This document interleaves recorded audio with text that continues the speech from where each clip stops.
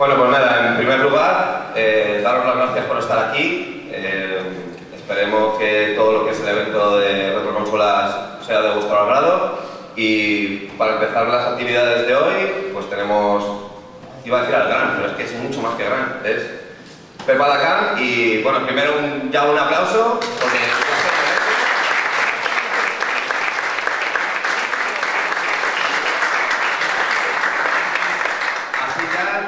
creas que no, ya se le ha quitado un poco los nervios, ¿vale? Está muy nervioso, o sea que si mete un poco la paz, perdonárselo. Y luego, venir los mismos a las mías, como esto luego haya dos, aquí va a haber represalia. Como se suele decir, le cedo la palabra. Muy bien, pues ahora me quedo yo aquí sin palabras casi, ¿no? De tanta gente, porque bueno, esta realmente es la primera charla que yo doy ante tanta gente. Bueno, nunca había dado una charla.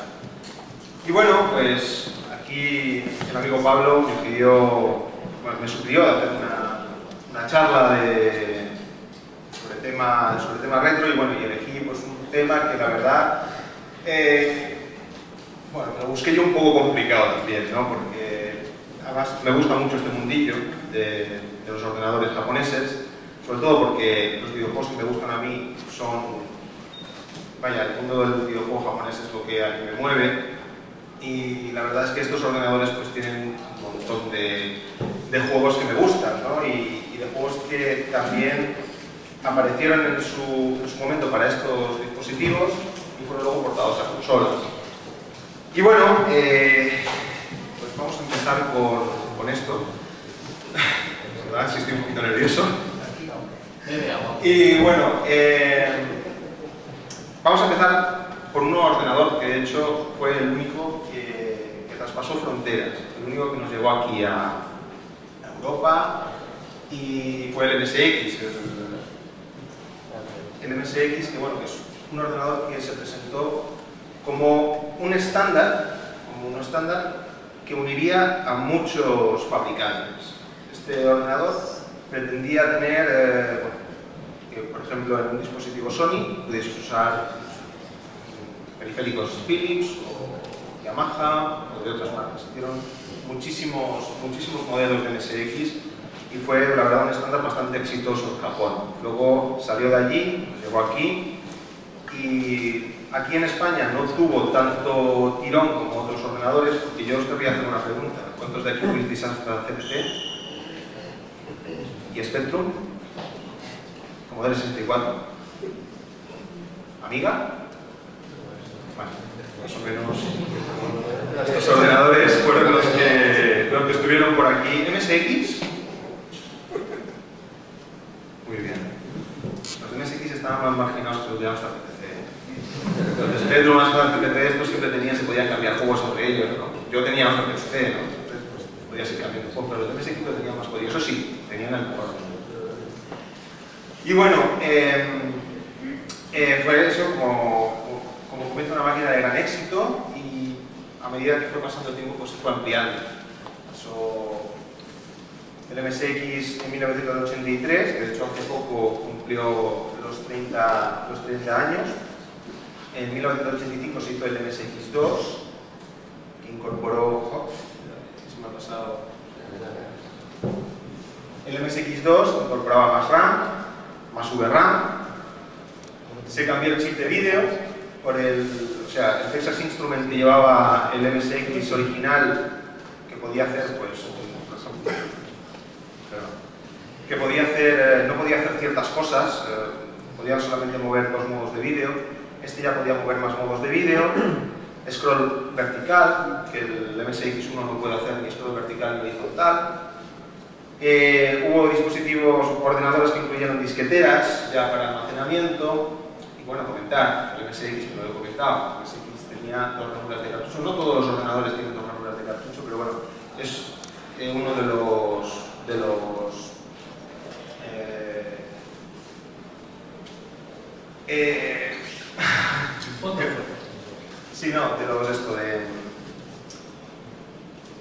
medios de almacenamiento, se me había olvidado la palabra. Los cartuchos. En 1985, como ya digo, el MSX2 Plus, 1988, en el cual se incluyeron más mejoras, sobre todo en la parte del vídeo y también en la parte de sonido. Se incluyó en el ordenador el Yamaha 2413, en la gran mayoría de modelos, que es pues, un chip FM de 9 canales, que es pariente de los chips que se utilizaban en las Sound Blasters.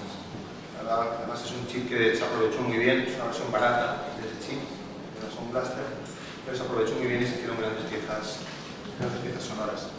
Y luego en 1991 ya apareció, ya cuando el MSX estaba prácticamente acabado, el MSX Turbo R, que llevaba ya una CPU de 16 bits y era retrocompatible con el Z80, más rápido, o sea, tenía más rapidez de proceso.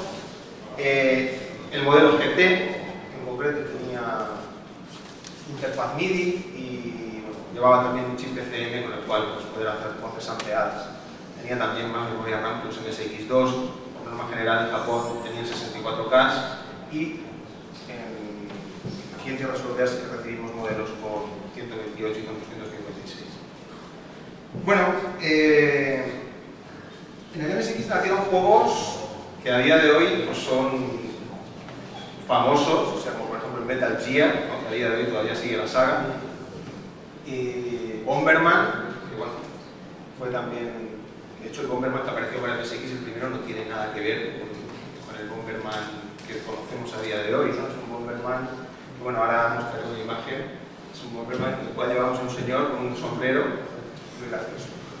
Parodius apareció en el MSX, Puyo Compile, o Mugen Sensibalis también apareció en este sistema. Y bueno, luego Konami hizo una gran cantidad de juegos para el sistema, aparte de implementar el chip SPC, que incorporaba 5 canales de sonido extra de una calidad impresionante. Y bien, aquí tenemos algunos modelos, tenemos un MSX1, KitKit. Este segundo modelo, mirando hacia la derecha, es un Philips. Este, de hecho, se comercializó mucho en Holanda, MSX2, con disquetera de doble densidad. Un modelo además muy chulo, muy bonito, me gusta. Luego MSX2 Plus, el WSX. Hay varios modelos de Panasonic que son similares, el FX, el WX y el WSX, y luego el Turbo R, el modelo GT en este caso. De hecho son iguales en forma estos modelos. Y bueno, aquí tenemos el Bomberman. Ahí lo veis. Aquí tenemos a ese señor con sombrero que tiene que ir poniendo bombas para matar a esa cosa que hay arriba, ¿no? Bomberman. O como Gradius 2. Un juegazo en toda regla que apareció para el MSX. Este fue el primer juego que implementó el chip SPC con 5 canales extra, aparte de los dobles PSG que llevaba la máquina. Y bueno, un juegazo como el Aleste 2 de Compile, que hace uso de scroll vertical y bueno, es una auténtica maravilla. Para mí es uno de los mejores shoot'em-ups verticales que hay en esta máquina. Y bueno, ya pasando de MSX, vamos hacia una máquina que, vaya, el NEC PC8801. Esto fue algo que aquí no llegó nunca. Esto se quedó en Japón y es un ordenador, de hecho, de 1981, es incluso más antiguo que el MSX, el estándar del NEC PC88. Y está basado en el procesador Z80, como el MSX. Se hicieron muchas revisiones de esta máquina, desde la primera máquina que era súper simple hasta, bueno, se fueron haciendo revisiones, incorporando arquitecturas disqueteras de 8 horas externas, luego se fueron internas, incluso al final de su vida tuvo un CD-ROM. De hecho, el mismo modelo de CD-ROM que se usaba bueno, es que estas máquinas tienen, no me quedan tantas cosas, pero bueno. En esta máquina, de hecho, nacieron sagas como Is, saga Is de Falcom, y se hizo el Snatcher, el primer Snatcher, el famoso Snatcher, bueno, famoso es el de MSX, pero el primero y el, digamos decir, completo, el MSX está completo, se se hizo en PC8801.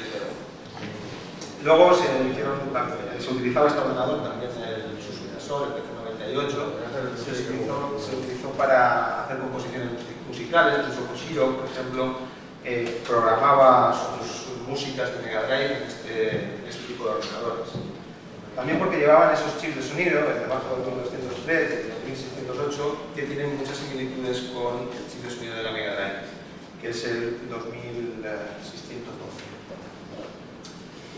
Y bueno, ahora tenemos uno de los modelos del PC88, con sus dos disqueteras de 5 cuarto.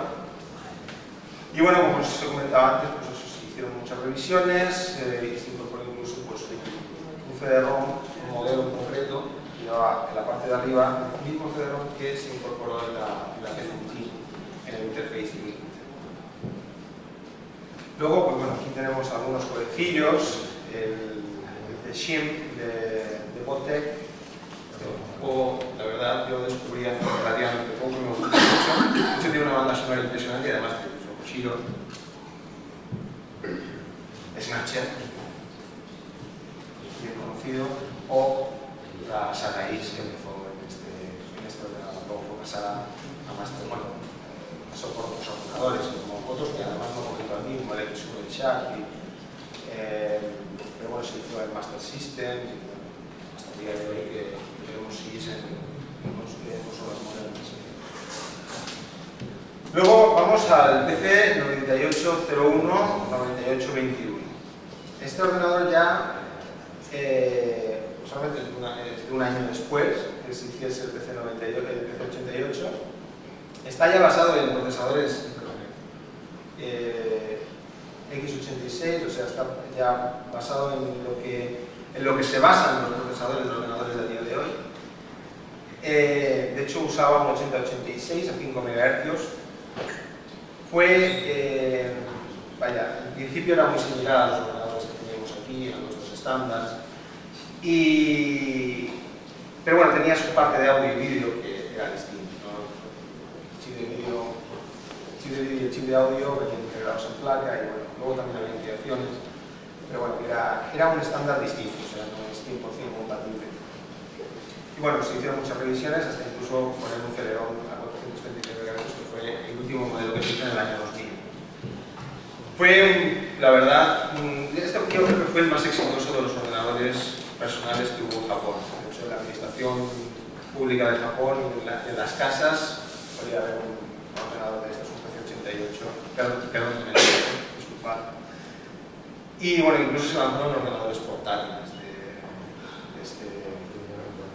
bueno, pues eso fue mucho más exitoso que el F-Metabox, para hablar después, y el X68000. Microsoft y NET lanzaron una versión específica de Windows 95, la cual se podía cargar compatible solamente con PC98, la cual pues, funcionaba el sistema. Se hicieron un montón de juegos, se hicieron un montón de dojins, fue también una fuente inagotable de juegos de cintas, de estos juegos que a nosotros tanto nos gustan. También aparecieron juegos como por ejemplo Prince of Persia, una versión de hecho muy buena. Y fue la plataforma de nacimiento de los Toho, estos juegos tan que son tan queridos, ¿no? Estos días, y que bueno, que se hacen para hacer. Aquí por ejemplo tenemos una imagen del Toho. Esto es una locura de juego.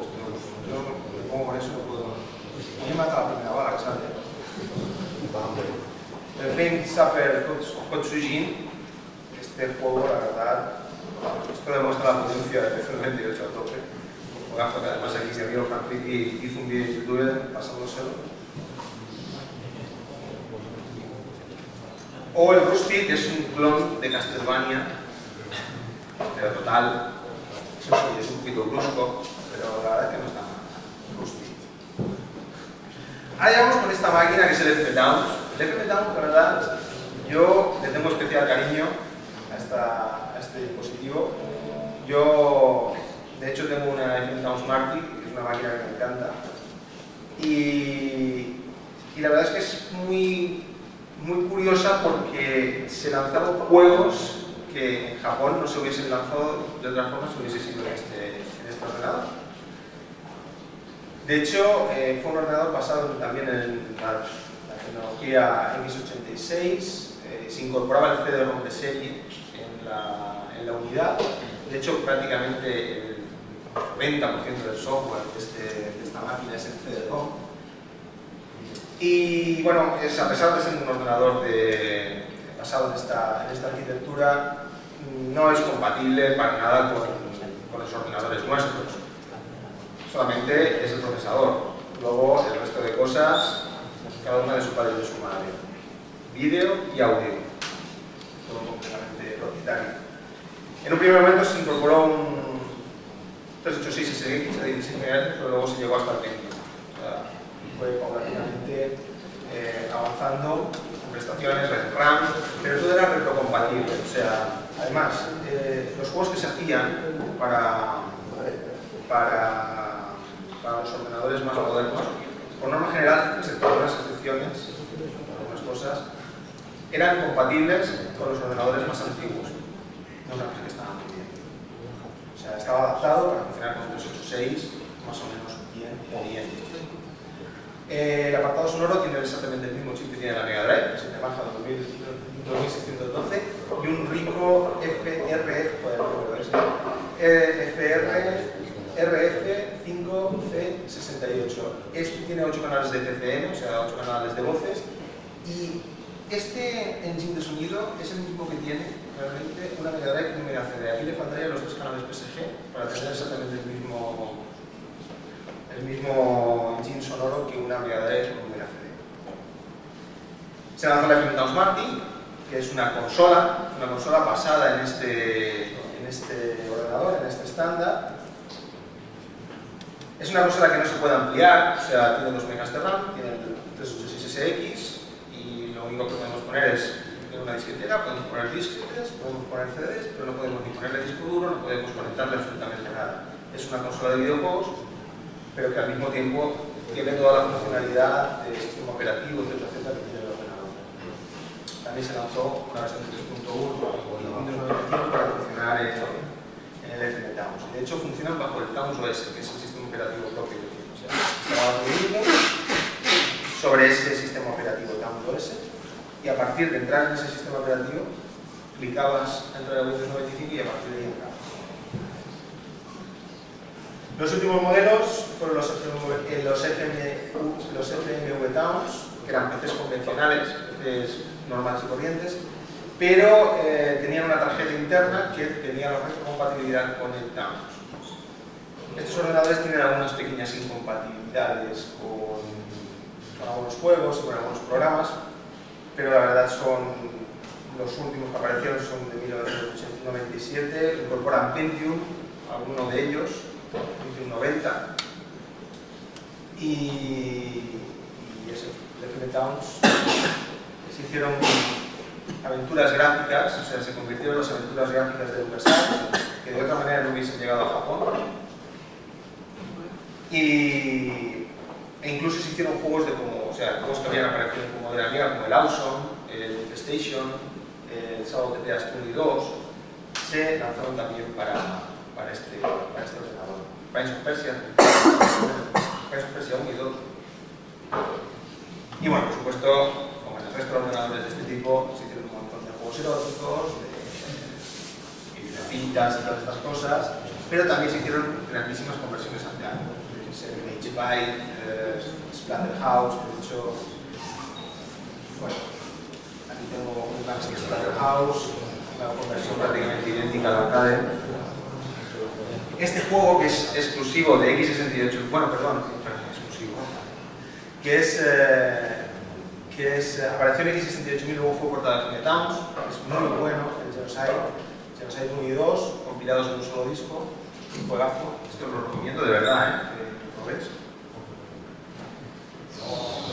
Y el Monkey Island, bueno, Monkey Island 1, Monkey Island 2, Zack McCracken, Indiana Jones, The Fate of Atlantis, Indiana Jones, The Last Crusade. También se hizo el Kirandia, el Loom, o sea, se hicieron muchos juegos interesantes en este ordenador. De hecho, aquí tenemos una evolución más o menos del primer modelo, un segundo modelo que ya venía integrado todo, el modelo 486, la FM Towns Marty y el FMV Towns. Son, pues, la verdad es que el segundo modelo me mola mucho. Te llega algún Mac antiguo. Sí, parece un coche ese. Y ya por último, el Sharp X68000, que esto es la bestia parda. Sharp X68000. Este ordenador, mucha gente lo llama el amigo japonés, pero tela marinera, con esta mala bestia. Sharp X68000. Aquí se hicieron, yo creo, que las mejores conversiones de arcade que se hayan podido ver en una plataforma doméstica. De hecho, incluso yo diría que a nivel gráfico hay ciertos juegos que son 100% idénticos. Es un ordenador que ya apareció bastante más tarde, en 1987, con un Motorola 68000, poderosísimo procesador a 10 MHz. Llevaba como sonido el chip de sonido que normalmente llevaban las placas arcade de aquella época. Por lo tanto, las conversiones de arcade sonaban exactamente igual que en la máquina recreativa. En su momento era carísimo. O sea, comprar este ordenador era tremendamente caro. Era la CPU por una parte, creo que costaba unos 300.000 yens, y el monitor por otra parte costaba unos 100.000 yens. Monitor, de hecho un monitor multisync que vaya, podía ser utilizado como televisor. Un monitor además muy bueno, una calidad de imagen impresionante. Este ordenador de hecho se usaba mucho también para la programación de juegos de Mega Drive, basados en el procesador 68000, para programar también máquinas arcade. De hecho, según tengo entendido, Capcom utilizó la arquitectura de este ordenador para hacer su placa CPS-1, y la verdad las conversiones que se hicieron de CPS-1, un poquito en algunos casos, como por ejemplo Final Fight, un poquito reducidas, tal vez por no tener todos los recursos necesarios para poder llevarlo, son prácticamente idénticos a la recreativa. Por ejemplo, Final Fight, Ghosts and Ghosts,